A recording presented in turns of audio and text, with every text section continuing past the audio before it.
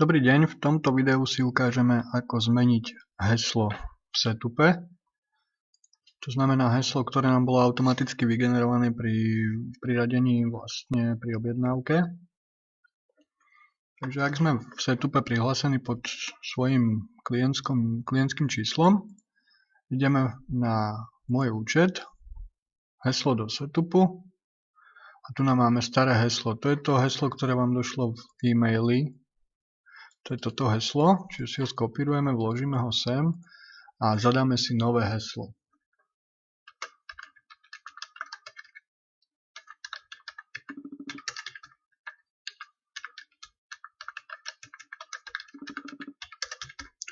Heslo sme zopakovali, dáme zmeniť. Heslo bolo zmenené, čiže vlastne ak sa odhlásime, môžeme sa vyskúšať prihlásiť pod tým novým.